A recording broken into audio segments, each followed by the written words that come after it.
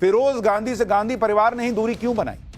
इंदिरा के पति फिरोज गांधी ने नेहरू राज के कौन से घोटाले का खुलासा कर दिया? राहुल गांधी के दादा फिरोज जहांगीर गांधी के जन्मदिन पर हिस्ट्री का वो चैप्टर जो आपने सुना ना होगा। कांग्रेस को गांधी नेहरू परिवार के इतिहास पर बड़ा गर्व होना भी चाहिए, लेकिन इसी गांधी नेहरू परिवार का एक सदस्य ऐसा भी है जिसे खुद ऐसा लगता है कांग्रेस ने भुला कर रखा हुआ है। वो गांधी जिसका जिक्र भी कांग्रेस और गांधी परिवार के लोग करते नहीं। हम बात कर रहे हैं राहुल गांधी और प्रियंका वाड्रा के दादाजी, राजीव गांधी के पिताजी, इंदिरा गांधी के पति और जवाहरलाल नेहरू के दामाद फिरोज जहांगीर गांधी की, जिनका आज जन्मदिन होता है। आज ही के दिन साल 1912 में फिरोज जहांगीर गांधी पैदा हुए। फिरोज गांधी की कई पहचान रहे। वो स्वतंत्रता आंदोलन में सक्रिय थे, रायबरेली से सांसद भी बने थे, कई सामाजिक काम में भी जुड़े रहते थे। लेकिन आज फिरोज गांधी के जन्मदिन पर गांधी परिवार और कांग्रेस में कोई हलचल भी बड़ी नहीं दिखी। फिरोज गांधी को कांग्रेस ने किस तरह से भुलाया है आप खुद देखिए। भाई, जवाहरलाल नेहरू की समाधि शांतिवन दिल्ली में, इंदिरा गांधी की समाधि शक्ति स्थल दिल्ली में, राजीव गांधी की समाधि वीरभूमि दिल्ली में, लेकिन फिरोज गांधी की कब्र या समाधि जो कहिए दिल्ली में नहीं है, वो यूपी के प्रयागराज में। गांधी परिवार से जुड़े लोगों की समाधि दिल्ली में बनाई जाती, भव्य बनाई जाती, लेकिन फिरोज गांधी को दिल्ली में जगह तक नहीं मिली। और तो और प्रयागराज में फिरोज गांधी की कब्र या समाधि जो कहिए वो गांधी परिवार के सदस्य जाने से बचते हैं। फिरोज गांधी से गांधी परिवार ने दूरी क्यों बनाई? फिरोज गांधी ने कैसे आजाद भारत में नेहरू सरकार के पहले घोटाले पर सवाल उठाए थे, ये सब आज आपको बताऊंगा। लेकिन पहले एक झलक देखिए।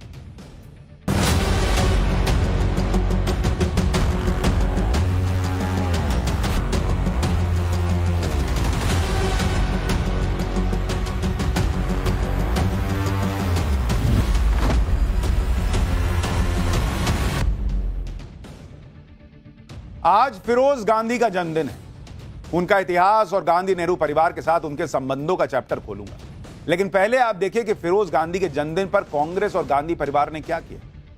भाई, ना राहुल गांधी का एक पोस्ट आया, ना प्रियंका वाड्रा का एक पोस्ट आया, ना कांग्रेस का एक पोस्ट आया कि भाई आज फिरोज गांधी का जन्मदिन। यानी गांधी परिवार और कांग्रेस के लिए फिरोज गांधी के लिए इतना टाइम भी नहीं था कि वो जन्मदिन पर उनको याद कर सके सोशल मीडिया पर। इतना ही नहीं, फिरोज गांधी की समाधि पर भी गांधी परिवार का कोई सदस्य सालों से नहीं गया है कहा जाता है। प्रयागराज में फिरोज गांधी की समाधि बदहाल स्थिति में है, कोई झांकने नहीं जाता वहां। राहुल गांधी अपने दादा फिरोज गांधी की समाधि पर 2008 में गए थे और उसके बाद 2012 के यूपी विधानसभा चुनाव से पहले नवंबर 2011 में गए थे, जबकि प्रियंका वाड्रा 2009 में अपने दादा की समाधि पर गई। नेहरू परिवार में फिरोज गांधी की ऑफिशियल एंट्री इंदिरा गांधी से शादी करने के बाद हुई। फिरोज गांधी और इंदिरा गांधी की शादी मार्च 1942 में हुई। फिरोज गांधी और इंदिरा की शादी को शुरू से ही बेमेल माना गया था। दरअसल फिरोज गांधी को लेकर कई तरह की चर्चाएं होती रहती। यह भी कहा जाता है कि शादी के कुछ समय बाद ही फिरोज और इंदिरा अलग अलग रहने लगे थे। पत्रकार कूमी कपूर ने अपनी किताब the Tatas, Freddie Mercury and other Bawas में लिखा है कि फिरोज और इंदिरा की शादी के बाद भी नेहरू ने अपनी बेटी इंदिरा पर कुछ ज्यादा ही अधिकार बनाए रखा। जब नेहरू भारत के प्रधानमंत्री बने तो उन्होंने जोर दिया कि इंदिरा उनकी आधिकारिक होस्टेस बनकर दिल्ली चले, लेकिन फिरोज ने दिल्ली जाने से की बजाय लखनऊ में रहना पसंद किया। फिरोज गांधी सहज स्वभाव के थे, लेकिन कई कांग्रेसी नेता फिरोज गांधी को हल्के चरित्र का व्यक्ति मानते थे। फिरोज गांधी अक्सर कॉफी हाउस में हंसी मजाक करते पाए जाते थे। उनकी छवि ऐसे व्यक्ति की थी जिनके आसपास कई महिलाओं के रहने की खबरें थी, कई महिलाओं से उनके संबंध। किताब में लिखा है कि एक समय फिरोज इंदिरा को तलाक देना चाहते थे। तलाक देकर वो लखनऊ की एक प्रतिष्ठित मुस्लिम परिवार की महिला से शादी करना चाहते थे, लेकिन जवाहरलाल नेहरू इसके खिलाफ थे और उन्होंने इसे रोक दिया। नेहरू नहीं चाहते थे कि इससे परिवार का नाम बदनाम हो। ये कूमी कपूर की किताब में लिखा हुआ है। फिरोज गांधी और इंदिरा गांधी के बीच संबंध सामान्य नहीं थे, यह भी कहा जाता है। इंदिरा गांधी से फिरोज गांधी की दूरियां बढ़ रही थी। इसी बीच 1959 में कुछ ऐसा हुआ जिसके बाद फिरोज गांधी ने इंदिरा को फासिस्ट तक कह दिया था। अप्रैल 1957 में केरल में लेफ्ट की सरकार बनी थी। यह कांग्रेस के लिए पहला चुनावी झटका था। लेफ्ट की सरकार ने केरल में कई सुधारवादी कदम उठाए जिनको लेकर काफी विवाद भी हुआ। शिक्षा के क्षेत्र में सुधारों से अशांति पैदा हो गई, कई लोग जेल भेजे, कई मौकों पर पुलिस ने लाठीचार्ज किया। 1959 में इंदिरा गांधी कांग्रेस के अध्यक्ष थे। वो लगातार केरल सरकार को बर्खास्त करने का दबाव बना रही थी। 29 जून 1959 को कांग्रेस संसदीय बोर्ड की बैठक में केरल सरकार बर्खास्त करने की मांग की गई। 21 जुलाई 1959 को राष्ट्रपति ने केरल सरकार बर्खास्त करने के आदेश पर साइन कर दिया। केरल सरकार बर्खास्त करने के फैसले से नेहरू की लोकतांत्रिक छवि को गहरा धक्का लगा। नेहरू की जीवनी लिखने वाले एस गोपाल के मुताबिक इस फैसले से नेहरू की प्रतिष्ठा कलंकित हो गई थी। केरल सरकार बर्खास्त करने के फैसले से फिरोज गांधी भी खूब नाराज थे। इंदिरा ने इस फैसले से पल्ला झाड़ते हुए कहा कि बिना केंद्र के राजी हुए यह फैसला नहीं हो पाता। लेकिन फिरोज गांधी इस फैसले से भयंकर नाराज थे। स्वीडिश लेखक बर्टिल फॉक ने अपनी किताब फिरोज द फॉरगॉटन गांधी में लिखा है कि जैसे ही फिरोज गांधी को इंदिरा की जिद के बारे में पता चला तो वो काफी नाराज हुए। लंच के दौरान फिरोज और इंदिरा के बीच इस मुद्दे पर झगड़ा भी हुआ। फिरोज ने इंदिरा गांधी को फासिस्ट तक कह दिया। फिरोज गांधी वो नेता हैं जिन्होंने आजाद भारत के पहले फाइनेंशियल घोटाले का भी खुलासा किया था बॉस। ये साल 1958 की बात। उस समय प्रधानमंत्री जवाहरलाल नेहरू थे, यानी फिरोज गांधी के ससुर जी। फिरोज गांधी अक्सर नेहरू सरकार की टांग खींचा करते, कमियों और गलतियों के बारे में बताते रहते। इसी दौरान फिरोज गांधी ने LIC मुंदड़ा घोटाले का पर्दाफाश किया, जिससे उस समय देश की राजनीति में भूचाल आ गया। हरिदास मुंदड़ा कोलकाता के मारवाड़ी व्यापारी और सटोरिये थे। मुंदड़ा ने सरकारी तंत्र का इस्तेमाल करके अपना फायदा किया। LIC को अपनी संदिग्ध कंपनियों के शेयर ऊंचे दाम पर खरीदने को मजबूर किया। तो आज राहुल गांधी कहते हैं ना LIC का पैसा डुबा दिया मोदी ने, वो तो नहीं डूबा। उस जमाने में क्या हुआ था सुनिए।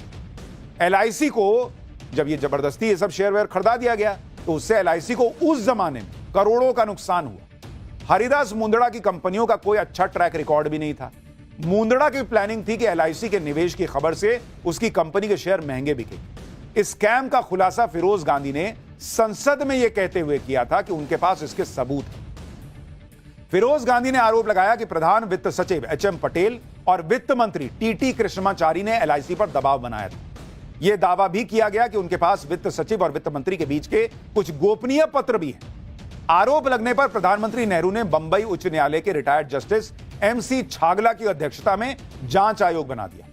जस्टिस छागला ने 24 दिन में इस मामले की जांच पूरी कर ली और मुंदड़ा को जालसाजी का दोषी माना। जस्टिस छागला ने वित्त मंत्री, वित्त सचिव और LIC के कुछ अफसरों पर केस चलाने और पद से हटाने का निर्देश भी दिया। इसके फौरन बाद PM नेहरू ने वित्त मंत्री TT कृष्णमाचारी से इस्तीफा मांग लिया। इस घटना के बाद फिरोज गांधी और नेहरू के रिश्ते कहा जाता कि कभी सामान्य नहीं रह पाए। इंदिरा के बाद नेहरू से भी उनकी नहीं बन पाई। शायद यही वजह थी कि लोकप्रिय राजनेता होने के बावजूद फिरोज गांधी अपने आखिरी दिनों में अकेले पड़ते चले। फिरोज गांधी के बारे में यह कहा जाता था कि वो विपक्ष के अनऑफिशियल नेता थे। फिरोज गांधी कांग्रेस में थे और रायबरेली से सांसद भी थे, लेकिन वो गलत को गलत कहने से डरते नहीं थे। इसी वजह से फिरोज गांधी को उस समय विपक्ष का अनऑफिशियल लीडर कहा जाता था। हालांकि फिरोज गांधी के परिवार वालों को फिरोज का आजादी की लड़ाई में भाग लेना पसंद नहीं था। इससे जुड़ा एक किस्सा भी आपको बताता हूं, जिसके बारे में बर्टिल फॉक ने अपनी किताब फिरोज द फॉरगॉटन गांधी में लिखा है कि नेहरू परिवार के साथ फिरोज का उठना बैठना उनकी मां रतिमाई को अच्छा नहीं लगता। 1931 में मोतीलाल नेहरू के अंतिम संस्कार के लिए महात्मा गांधी इलाहाबाद आए थे। तब फिरोज की मां रतिमाई ने महात्मा गांधी से कहा कि वो फिरोज को समझाएं कि आजादी की लड़ाई जैसे खतरनाक काम से दूर रहे। इस पर महात्मा गांधी ने कहा कि बहन, अगर मेरे पास फिरोज जैसे 7 लड़के हो जाएं तो 7 दिनों में भारत को स्वराज दिला सकता हूं। सोचिए, जिनके बारे में गांधी जी कह रहे हैं कि ऐसे नेता हैं फिरोज गांधी कि ऐसे 7 मेरे पास फिरोज गांधी हो जाएं तो 7 दिन में भारत को आजादी मिल जाए। उन फिरोज गांधी के आज जन्मदिन पे कोई याद करने वाला नहीं है उनको। और ये फिरोज गांधी का ही वो जो उनका पहले वो नाम कहा जाता कि फिरोज घांडी था, बाद में वो फिरोज गांधी हुआ, वही सरनेम ये गांधी परिवार में चला आ रहा। लेकिन जिनसे सरनेम आया उन्हीं को कोई याद नहीं कर रहा। आज फिरोज गांधी को गांधी परिवार ही भूल गया है ऐसा लगता है। फिरोज गांधी से कोई संबंध ही नहीं था ऐसा लगता है। आज कांग्रेस जिस गांधी परिवार की बात करती है वो महात्मा गांधी वाली गांधी नहीं है, बल्कि फिरोज गांधी वाली गांधी परिवार है। और फिरोज गांधी भी शुरू में गांधी नहीं थे। इनकी कहानी भी आपको याद दिलाता हूं। फिरोज गांधी का जन्म मुंबई के पारसी परिवार में हुआ था। उनके पिता का नाम फरीदून जहांगीर घैंडी था, मां का नाम रतिमाई जहांगीर घैंडी था। और वहां से यह आया है जो बाद में गांधी होके चला जा रहा है। फिरोज घैंडी कैसे फिरोज गांधी बने, इतिहासकार रामचंद्र गुहा अपनी किताब India after Gandhi the history of the world's largest democracy में इसके बारे में लिखते हैं। कि फिरोज गांधी भी जवाहरलाल नेहरू के होम टाउन इलाहाबाद से थे। वो पारसी थे, उनका सरनेम पहले घेंडी था। हालांकि जब उन्होंने आजादी के लिए स्वतंत्रता आंदोलन में हिस्सा लिया तो वो अपना सरनेम महात्मा गांधी के सरनेम गांधी की तरह लिखने लगे। फिरोज गांधी का सरनेम बदलना उनकी पत्नी के लिए काफी अहम साबित हुआ। केवल कुछ भारतीयों को ही नहीं बल्कि कई विदेशी लोग ये मानने लगे कि वो इंदिरा गांधी किसी ना किसी तरह से महात्मा गांधी से जुड़ी हुई, जबकि वो घेंडी बाद में गांधी हुआ और वो फिरोज गांधी वाला गांधी था। लेकिन आज भी पब्लिक ऐसा सोचती है कि जैसे वो गांधी जी के परिवार से आए हुए ये लोग, लेकिन चला जा रहा है। गांधी सरनेम रह गया, फिरोज जी पता नहीं कहां बुला दिए गए। तो आज फिरोज गांधी जी का जन्मदिन था तो हमें लगा कि आपको ये इतिहास भी याद दिलाना चाहिए। पाठशाला में अब अगली क्लास, जिसमें आपको बताऊंगा नेपाल में सुशीला बन गई नई प्रधानमंत्री, भारत के लिए बड़ी अच्छी खबर आई या नहीं। जेनजी में उबाल पैदा करने वाले नेपाल के उन नेपो किड्स के वीडियो जिन्हें देखकर आप दंग रह जाएंगे। भारत के पड़ोस में नेपाल जिस तरह से उथल पुथल के दौर से गुजर रहा है, उसमें 3 दिनों के असमंजस के बाद आज आखिरकार कई बड़े फैसले हुए। जेनजी ने तख्ता पलट तो कर दिया था, लेकिन 3 दिन से सहमति नहीं बन पा रही कि नेपाल को इन हालात में लीड कौन करेगा, नया पीएम बनेगा कौन। अब आखिरकार यह फैसला हो गया कि सुशीला कार्की नेपाल की नई प्रधानमंत्री होंगी। सुशीला कार्की का पीएम बनना भारत के लिए अच्छी खबर है या नहीं, यह आज आपको बताऊंगा। लेकिन आज नेपाल में यह फैसला हुआ कि वहां की संसद को भंग कर दिया गया। सुशीला कार्की अंतरिम सरकार चलाएंगी, क्योंकि तख्ता पलट के बाद से सरकार नाम की कोई चीज तो रही नहीं। सब कुछ इस वक्त सेना संभाल रही है। लूटपाट आगजनी के माहौल के बीच नेपाल में जरूरी था कि कोई नेता सामने आए, कोई अंतरिम सरकार बने जो नेपाल में उस नए पॉलिटिकल सिस्टम पर आगे बढ़े जिस नए पॉलिटिकल सिस्टम की मांग नेपाल के जेनजी कर रहे हैं। पुराने सिस्टम पर तो जेनजी को भरोसा नहीं, क्योंकि इस सिस्टम ने नेपाल को तबाह करके रख दिया था। यह वही जेनजी है जिसने 3 दिन पहले ओली सरकार को उखाड़ फेंका था और मंत्रियों नेताओं को दौड़ा दौड़ा कर पीटा था। नेताओं के आलीशान घरों को आग लगा दी थी, संसद भवन से लेकर सरकारी इमारतों तक को फूंक डाला। अब नई पीएम सुशीला कार्की से नेपाल के युवाओं को करप्शन फ्री सरकार की उम्मीद होगी, क्योंकि जेनजी आंदोलन की जड़ ही नेपाल के मंत्रियों और राजनेताओं का करप्शन था। नेपाल में राजशाही खत्म होने के बाद भी नेपाल के नेता खुद को राजा महाराजा समझ रहे थे और अपने राजसी ठाट बाट को मेंटेन करने के लिए जमकर भ्रष्टाचार कर रहे थे, जिसकी पोल उन नेताओं के बच्चे यानी नेपो किड्स खुद खोल दे रहे थे और अपनी ऐशो आराम की जिंदगी की रील्स बनाकर नेपाल के बेरोजगार युवाओं को चिढ़ा रहे थे। अपनी विदेश यात्राओं पर मौज मस्ती के वीडियो पोस्ट करके नेपाल के युवाओं की बेरोजगारी का मजाक बना रहे थे। नेपाल में इतने बड़े विद्रोह का बैकग्राउंड नेपो किड्स की लग्जरी लाइफस्टाइल के शो ऑफ ने तैयार किया। नेपाल में कई महीनों से सोशल मीडिया पर हैशटैग नेपो किड्स ट्रेंड कर रहा था, जिसमें युवा नेताओं के बच्चों के महंगे कपड़े, विदेशी यात्रा, लग्जरी कारों को दिखाते हुए अपने गुस्से का युवा इजहार कर रहे थे। आज आपको नेपाल के उन नेपो किड्स के बारे में वो डिटेल दिखाऊंगा जो आपने अब तक नहीं देखी, जिनके शो ऑफ से नेपाल में इतने बड़े विद्रोह का बैकग्राउंडर तैयार हुआ। आपको यह भी बताऊंगा कि नेपाल के नेता अपने बच्चों को ऐश करवाने के लिए कैसे नेपाल के युवाओं का हक छीन रहे थे। लेकिन पहले नेपाल के नेपो किड्स की अय्याशी और उसके खिलाफ जेनजी के गुस्से की एक झलक देखिए। नेपाल के जेनजी आंदोलनकारियों के गुस्से की सबसे बड़ी वजह यह थी कि नेपाल में राजशाही साल 2008 में खत्म हो गई, लेकिन नेपाल के मंत्रियों और नेताओं के बच्चों के राजसी ठाट-बाट खत्म होने का नाम ही नहीं ले रहे थे। इसलिए नेपाल के युवाओं का गुस्सा नेपो किड्स पर भी फूट पड़ा। नेपाल में सबसे ज्यादा ट्रोल होने वाली नेपो किड का नाम है श्रृंखला खातीवाड़ा, जो नेपाल के पूर्व स्वास्थ्य मंत्री विरोधी खातीवाड़ा की बेटी है। उनकी मां भी विधायक हैं। 29 साल की श्रृंखला 2018 में मिस वर्ल्ड नेपाल रह चुकी है। वो इंस्टाग्राम पर काफी एक्टिव रहती है। उनकी एक एक रील, एक एक वीडियो आप देखते जाइए। आप नेपाल के इस नेपो किड की ये रील देखिए, जिसमें उनकी लग्जरी लाइफस्टाइल का पता चलता है। श्रृंखला नेपाल में कम और विदेशी यात्राओं पर ज्यादा रहती थी। लंदन, अमेरिका, स्विट्जरलैंड जैसी जगहों पर घूमते हुए रील्स पोस्ट किया करती थी। अब नेपाल के युवाओं को आग लग रही थी कि भाई हम तो यहां बेरोजगार बैठे हैं, ये देखिए कहां घूम रही है। श्रृंखला खातीवाड़ा जैसे नेपो किड्स की लाइफस्टाइल देखकर ही नेपाल के जेनजी का सब्र जवाब दे रहा है। विरोध प्रदर्शन शुरू होने से पहले श्रृंखला के इंस्टाग्राम पर 10 लाख फॉलोअर्स थे, जो अब तेजी से घट रहे हैं। नेपाल के पूर्व प्रधानमंत्री शेर बहादुर देउबा के घर को भी जला दिया गया। देउबा और उनकी पत्नी को पीटा गया था, जिनकी बहू शिवना श्रेष्ठा भी सोशल मीडिया पर अपनी रईसी का खूब प्रदर्शन करती थी। नेपाल के जेनजी के निशाने पर थी। शिवना की शादी पूर्व पीएम देउबा के बेटे जयवीर सिंह से हुई, जिनकी आलीशान शादी के वीडियोज ने नेपाल के जेनजी के गुस्से को और बढ़ा दिया, जो सोशल मीडिया पर लिख रहे थे कि देखो नेपाल के टैक्स पेयर्स के पैसों को नेपो किड्स की शादियों पर कैसे लुटाया जा रहा है। नेपाल के पूर्व पीएम देवबा के बेटे और बहू की तस्वीरें और वीडियो वायरल हो रहे हैं, जिनमें वो बहुत ही शानदार जिंदगी बिताते दिख रहे हैं। लग्जरी होटल, महंगे महंगे ब्रांडेड कपड़े, कैंडल लाइट डिनर चल रहा है। नेपो किड्स के ऐश की तस्वीरें नेपाल के युवाओं के मन में नफरत के बीज बो रही हैं।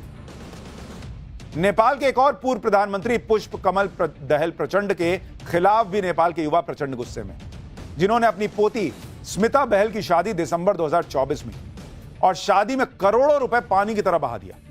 शादी के जो वीडियो आए थे उन्हें देखकर सोशल मीडिया पर गुस्सा फूट पड़ा।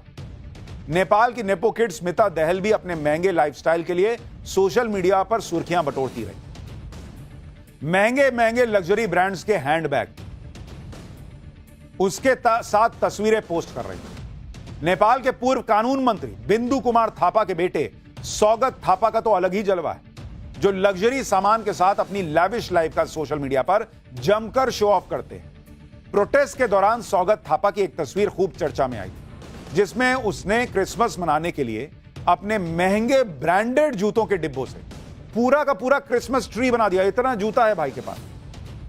इससे लोगों ने कहा कि इसकी अय्याशी और ऐश भरी जिंदगी का पता चलता है कि जूते के डब्बे इतने हैं कि उससे क्रिसमस ट्री बना दिया भाई। नेपाल के बाकी नेपो किड्स की तरह नेपाल के पूर्व कानून मंत्री का बेटा भी अपने महंगे शौकों की रील्स बनाकर नेपाल के युवाओं को चिढ़ा रहा था। नेपाल में नेपो किड्स की लग्जरी लाइफस्टाइल को देख देखकर नेपाल के जेनजी का पारा चढ़ा हुआ। जेनजी खुलकर सोशल मीडिया पर कह रहे थे कि भ्रष्ट नेता देश को लूटकर अपने बच्चों को अय्याशी करवा रहे हैं। नेपाल के एक न्यूज पोर्टल की रिपोर्ट के मुताबिक नेपाल में प्रधानमंत्री और उप प्रधानमंत्री की सैलरी सिर्फ 77,280 रुपए है, जबकि नेपाल में एक मंत्री की मासिक सैलरी 72,310 रुपया है। मुख्य विपक्षी दल के नेता की तनख्वाह 72,310 रुपया। नेपाल के राज्य मंत्री को हर महीने करीब 69,000 रुपए की सैलरी मिलती है और सांसदों को तो 66,530 रुपया।